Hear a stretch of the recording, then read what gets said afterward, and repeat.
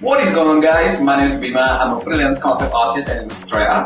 I've been freelancing since I was in my third year of college, doing illustration and also concept art for various clients from around the world for a couple of years in the industry. For the last few months, I've worked for a company called Playhead Games as illustrator, doing their illustrations and also another cool stuff. And also a couple of NDA projects that I can't really talk about right now. I also love to make my own personal project in my free time. One of them is called了解原创概念设计. It's a 120 pages of art book about post-apocalyptic world, which I love so much. This time, I work with Yihu.com in China to publish my tutorials that I call Beautiful Decay, the Outpost.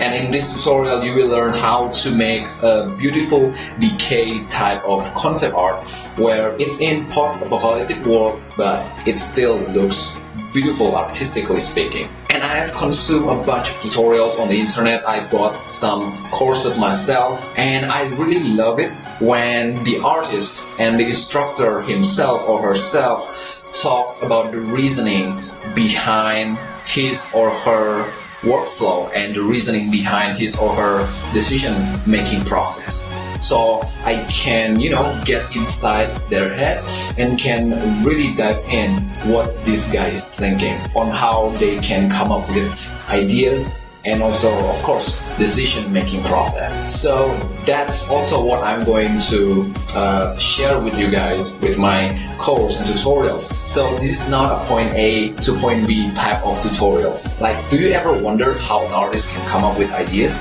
Do you ever wonder how an artist kickstart a project in the beginning? So this tutorial is for you guys that want to deep dive. From point A, we will break it down and explore the topic, and then we will move on to point B, break it down, move on to point C, break it down, and etc. We will talk from the bottom to top. What are the things that you can do before you even start your own project or your client's project?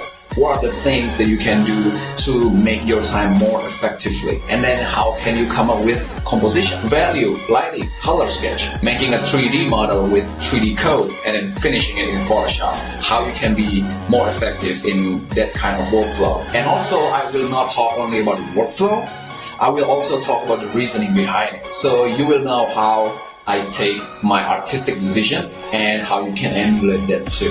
We even have a revision part where you will see me fixing an artwork, and then we also have the recap segment where I will show you what we have learned so far, so you guys can make sure that you have learned something from this course. So guys, sit back, relax, enjoy the course, and see you on the flip side.